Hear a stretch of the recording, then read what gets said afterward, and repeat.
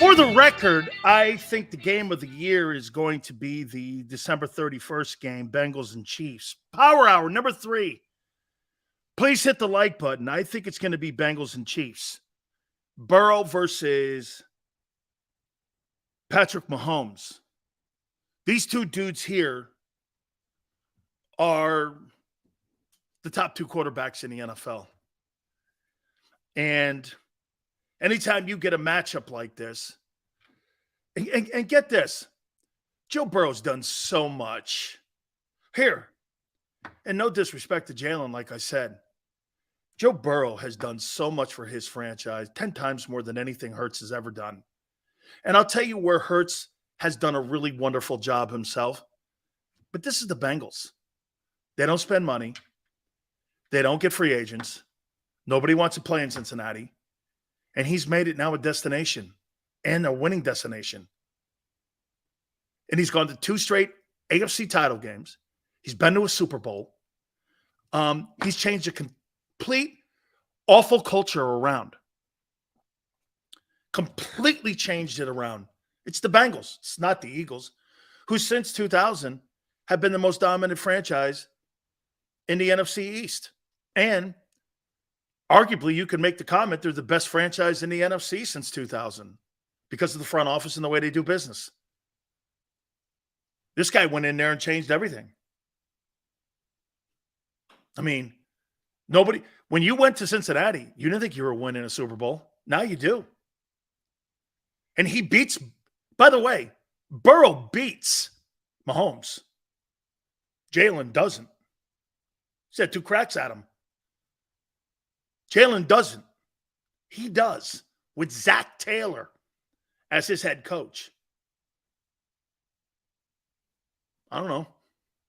It's awful impressive. Now, to Jalen's part, he calmed the waters, which were very rough in Philadelphia after the Wentz and Doug Peterson stuff. He calmed it. He did. He did. That's a credit to him. He gets massive credit for that. The stability in the front office, though, was always there. Okay? It was always there. They just didn't know if they trusted him. 255 million reasons why they trust him now to have calmed the waters down. But the Eagles were not a horrific front office or a terror show like you see in Indianapolis or Arizona. And nothing, not remotely even close to that. Not even close. Okay?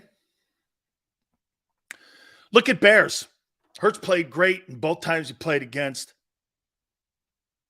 Patrick Mahomes. L's.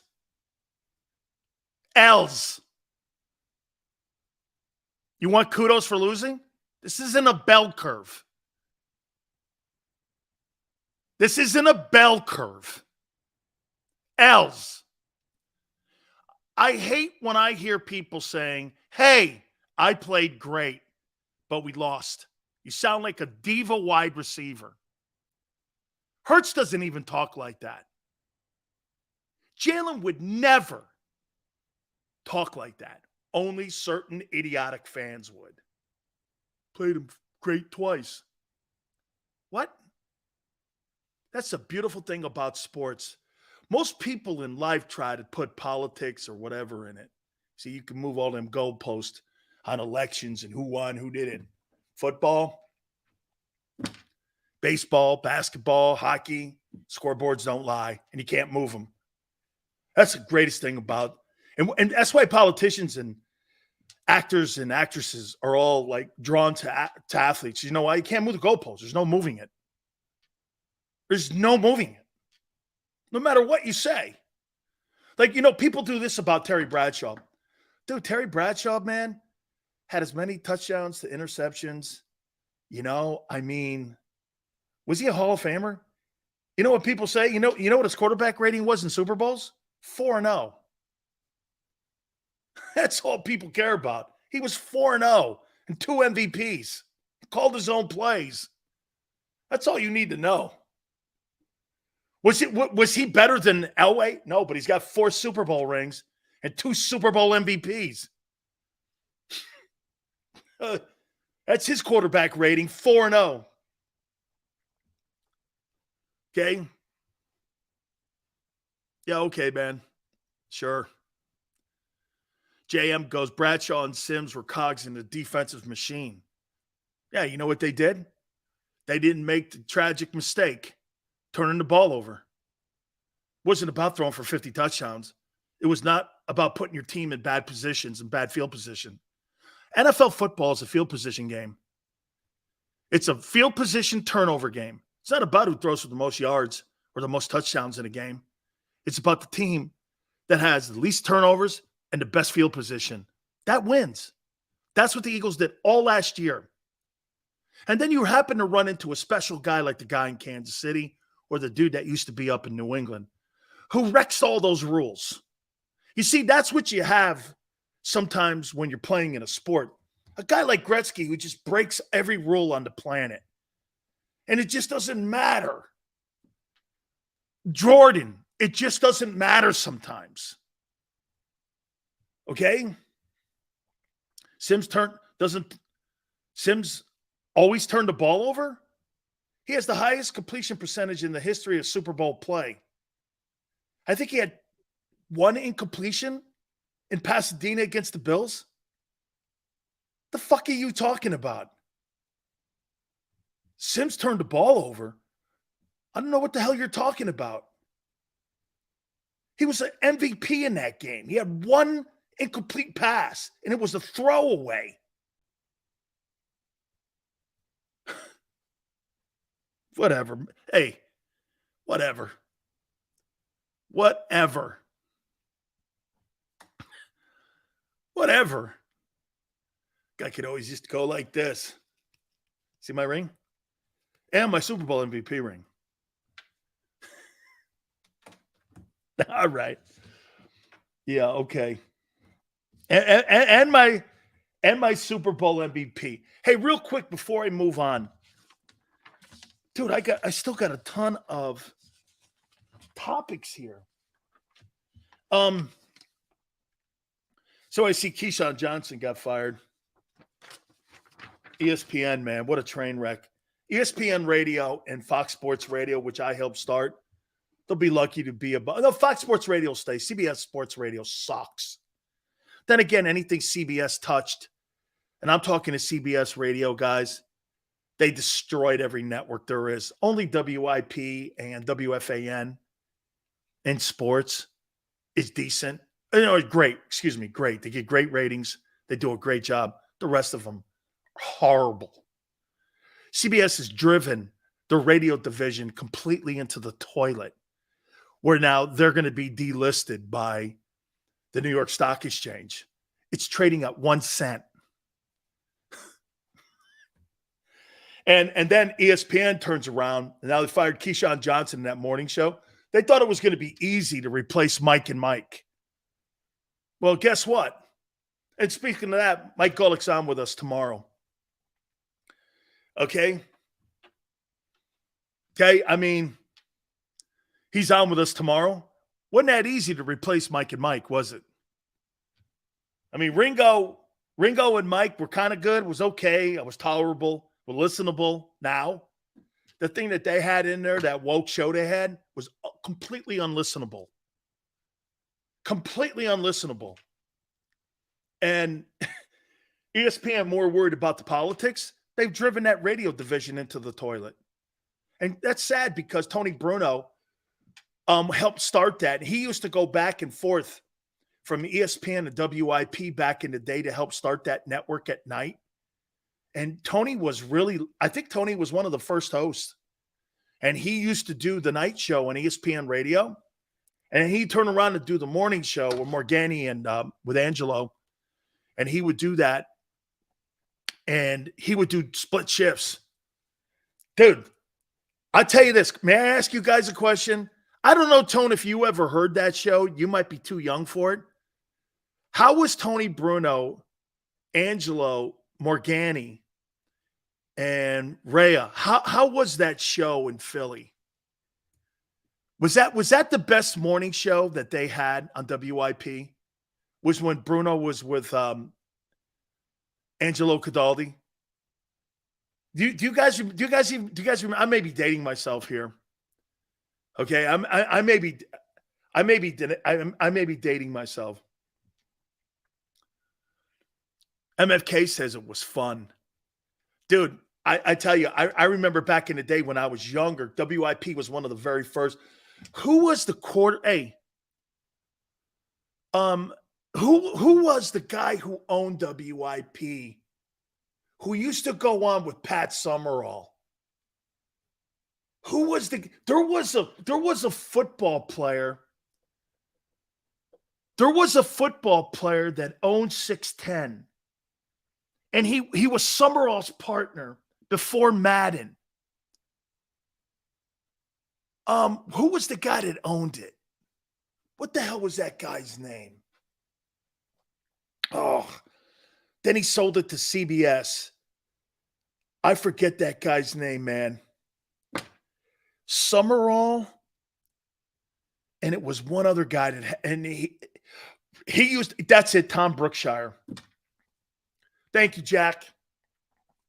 Brookshire owned it and then sold it to CBS. Philly sports died when Angelo and Missinelli left. Dude, you guys had Angelo, Missinelli, and you had Howard Eskin. All three could start a barn fire. Oh, man. Hey, all three could start a barn fire right on the air. Hey, those guys could start barn fires. Come on. Can you hear Angelo now? Come on. Giving him credit. What is that? Yeah. Come on. I don't even like Mike Miss, but he was good sportscaster. Of course, man. Of course he was. All right. Back into the topics here. The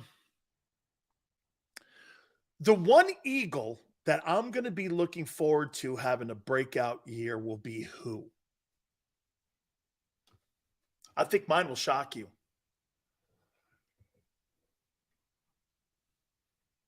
Mine will shock you. The one Eagle who will have a breakout year in 2023 will be, those that goes Derek Barnett. That's a spectacular take. Milton Williams. Kenny Gainwell. Man, Jordan Davis is the obvious selection, but that's not me either.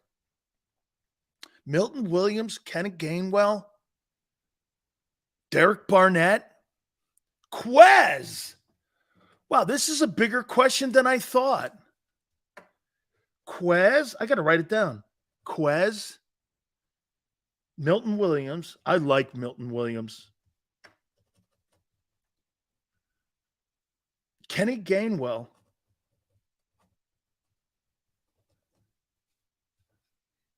Derek Barnett. I'll give you mine in a minute. Blankenship. God, guys are smart. Guys are smart and good. Dude, we have the best audience I've ever spoken to. I'm going to give you kudos. You guys are the best sports. Let me think. San Francisco was pretty good. KMBR 68 was a great place. WDAE was fabulous. We did more college, obviously, for reasons. Bucks, Jags, they weren't very good back then. Then I got to Miami. Dolphins suck. They've stunk forever. Nationally,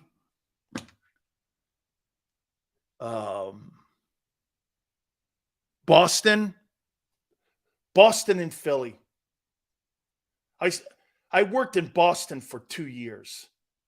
Get this. You want to hear something crazy great? Josh Sweat. I like that.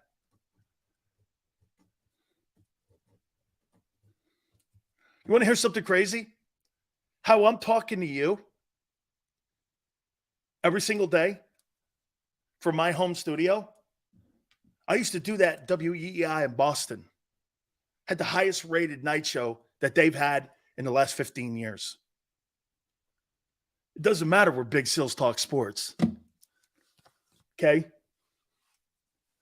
2 years. They got guys wrapped around the building in Boston at EEI, and they wanted me. I was offered a 3-year contract to go up there. COVID hit. Yeah, offered me. I wasn't ever fired in San Diego. Okay, I look it up. I stayed on with the company another 8 months after. Boston and Philly, you guys are the best. Holy shit, too, because you know why?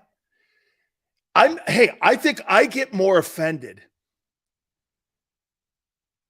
I think I get more offended than what you dudes do because you come back the next day. Jack, I don't know you well enough to lie. You lie to women. You don't lie to dudes in the chat room. You got me wrong, Jack. Why would I lie to you? I don't know you from a can of paint. It's a little insignificant for me to sit there and have to come up and conjure up a lie. I'm not very good at it. So for me to lie, that's not going to cut it, dog. I don't know you well enough. I lie to people I know. I don't lie to people I don't know. Because that means I give a shit.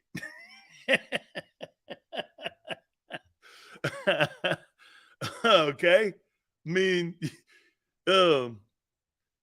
Sills will be at the King of Prussia Mall, sponsored by Aunt Anne's Pretzels and Hooters. You're bringing the pretzels, JM? Jack, I got you. Jack, dude, this is why I'm talking about you. I love how Sileo took down I have never taken down. I respect John McMullen. Not true, Chuck. Hey, Chuck, he called me a shock jock. What's that? I'm a shock jock? Look at Tone now. Tone's under his desk going, uh-oh, here we go. A shock jock? What's that? You have to care to lie. Do you? Okay. Well, then I got it backwards. Johnny Mac is a serious dude. Yeah, he's been around, man. He's done great work in radio over the years. Absolutely. I like John McMullen, man. I think John does a great job for our network. Nothing but tremendous respect for John McMullen. Yeah, no, I like John McMullen, man. I got great respect. Okay, so wait a minute. Let me roll back on this. The Eagle will have a breakout year. Quez, Milton Williams, Kenny Gainwell, Derek Barnett, Blankenship, Josh Sweat. I love every one of those. But here's my guy. Dallas Goedert. Dallas Goedert. Dude, got to put up numbers if you're going to be considered the elite tight ends in the game. Kittle, the guy in Baltimore, Travis Kelce, all put up big numbers. He hasn't yet. You see it. We believe it. You watch it. Remember, the most important test that you have, don't let your eyes lie to you. You know he's good. Paul goes, Sills, you going to make a trip to Philly? I think quite a few of them. Paul, we have now a new official home in the Philadelphia area. It's in King of Prussia Hooters. Coming this fall, that's going to be our home base. So we're going to be doing quite a few things with those guys. So everybody will be able to come up and have a few with us and sit around and eye-to-eye, Sills. And by the way, just so you know, they're as rare of appearances as Khabib in public. Big Sills don't go in public much, okay? I do not. That's not something I do. And I don't really care, but I'm going to because of our great relationship with Hooters. Goddard has to stay healthy. Would we not agree, Chuck? Would we not agree? Thank you, Jack. I appreciate that, dog. Would you agree? Hey, man, you look at Goddard and you're going like this. Okay, well, he's got to put up the numbers. Okay, he's got to put up the numbers. Keon goes, that's going to be interesting. Why? Why is that going to be interesting? Paul, that's good, man. Yeah. Hooters is now the official home of the Big Sills show this coming fall. And Phil Moran and those guys from Hooters, guess what he did? He called up every single dude inside the Hooters organization. He even called people in Atlanta, and they go, yep, he's legit. That guy brings traffic. That guy, every time, they've all advertised with me. Hooters has advertised with me for 35 years.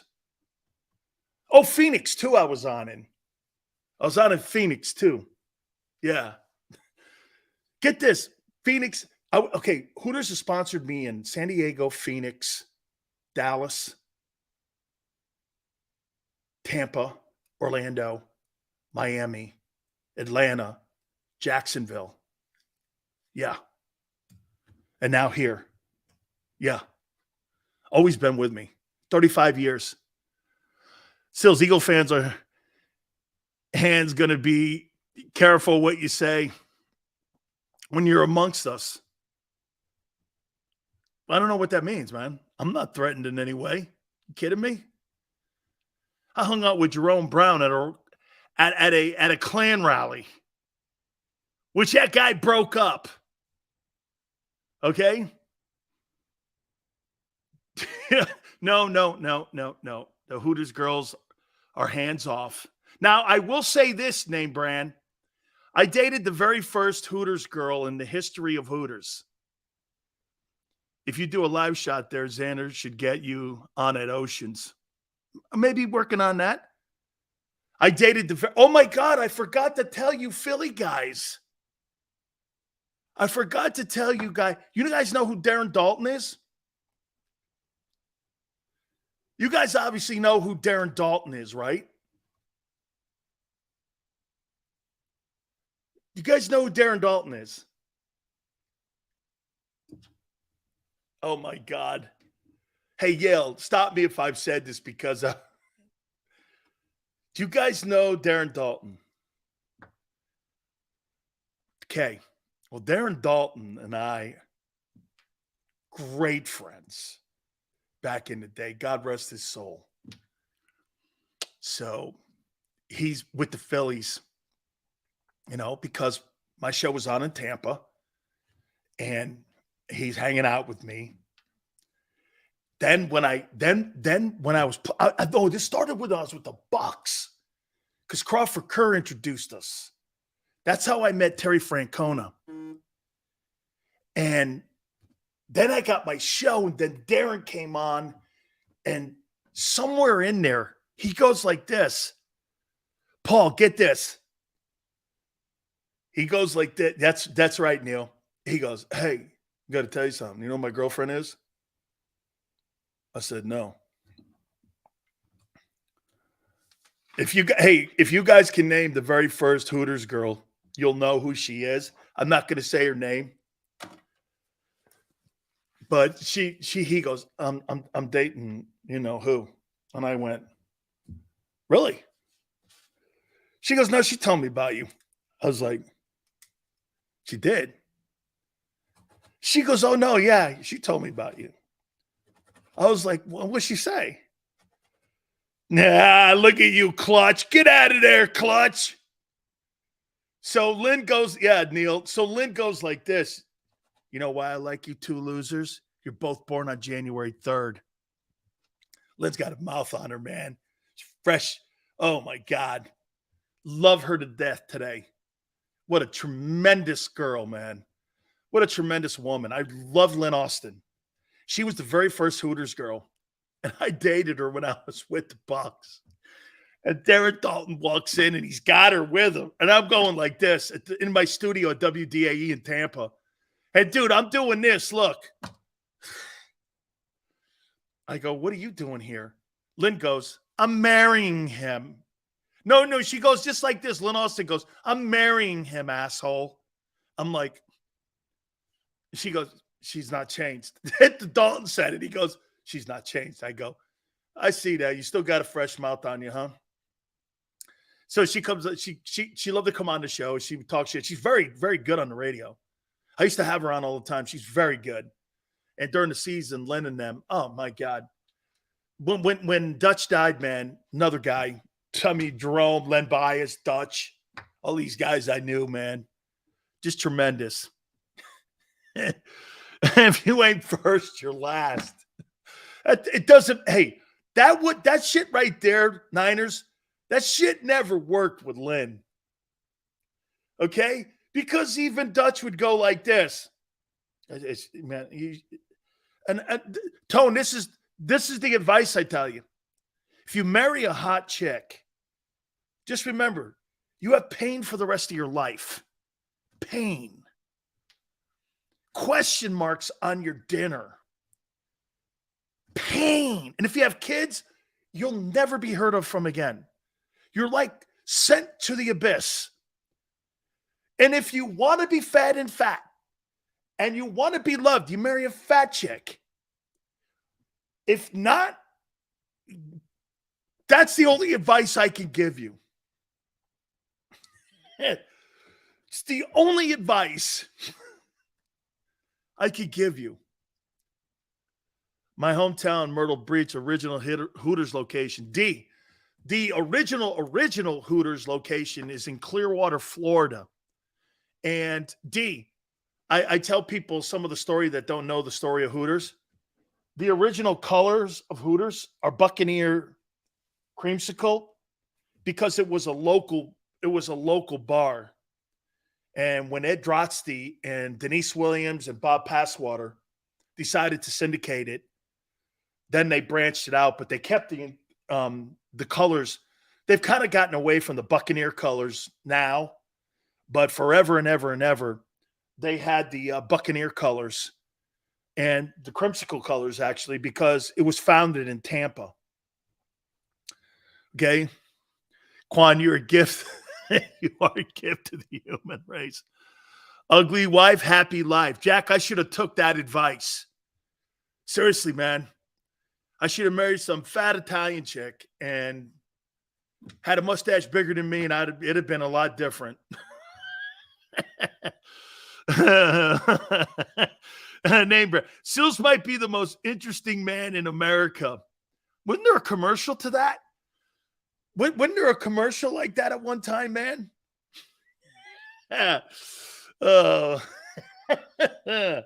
Okay. So listen, I say Dallas Goedert, man. For me, it's going to be my breakout guy. Dude, I want to see him with 1,200 yards this year. Dos Equis guy, that's it. I want to see him with 12 here.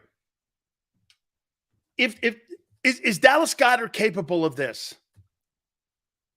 65 catches, 1,100 yards, and 9 touchdowns. You think he's capable of that? I do. Okay, I'm a cannoli. Sure. Thank you, Jack. Hey, you think? Hey, do you think Goddard is 65, 1,109?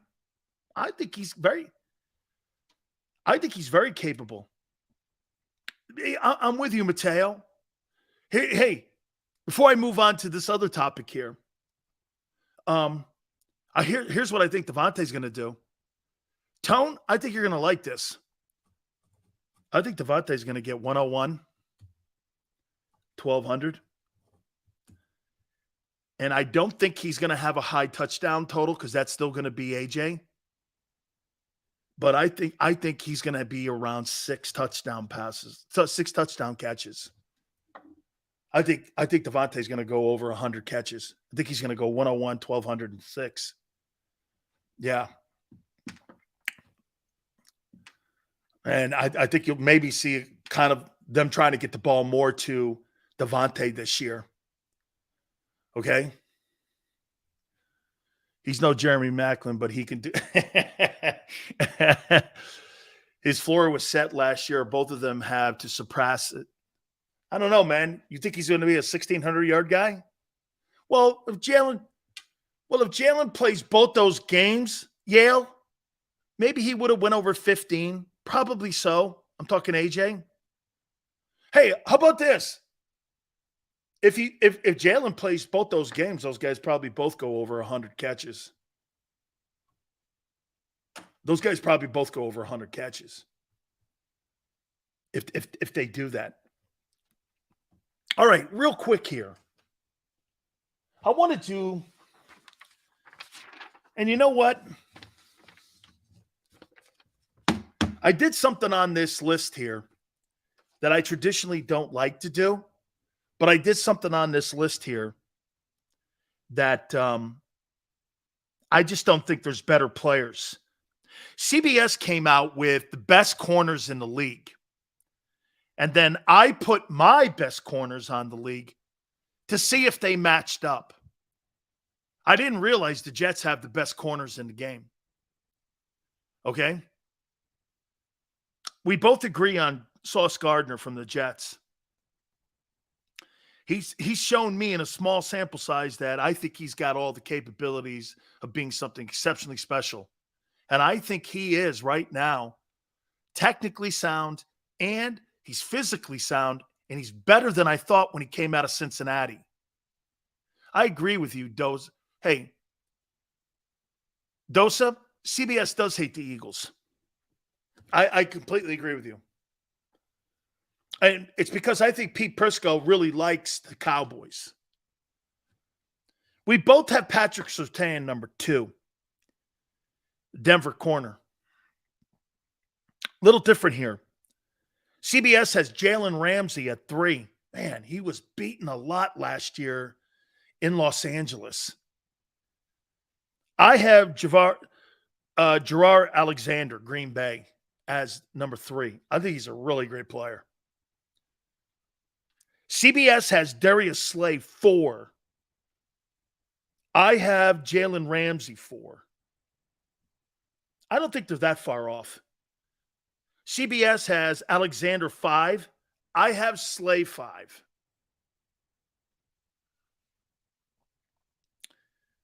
Number 6, CBS has DJ Reed, Jets, at 6. Dude, the Jets have some great corners here. I didn't realize that. I got Marlon Humphrey from Baltimore at 6. I think he's a better player, not by much. CBS has Marlon Humphrey at 7. I have DJ Reed at 7. So we just flipped there a little bit. At number 8, CBS has Diggs. I have Diggs at 8. At 9, J.C. Horn, Carolina. We both have him there at 9. And at 10, Stephon Gilmore, Cowboys. And I have Gilmore at 10 also with the Cowboys. So there's only 2 teams, really. I mean, I don't have Bradbury on here. You could debate Slay, but for the whole season, if you put it together, he was one of the better corners. Like I said, though, last 6 weeks, I didn't think he was. But for 17 weeks, he was. That makes sense to you. Okay?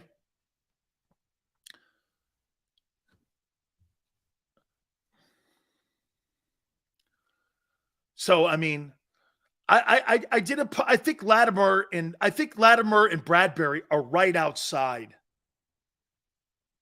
Okay, I think they're right outside the 10. How about this? You could debate Bradbury. Dude, I still think Stephon Gilmore's I still think he's got juice. I still think he's got juice in the tank. Niner goes like this. Where's Bradbury? Well, you ain't got a corner on this list. Okay, and I don't know if you got a corner in the top 15. Okay, I mean, I don't know. You got a top corner in the 15. So I'd debate Lattimore over Diggs.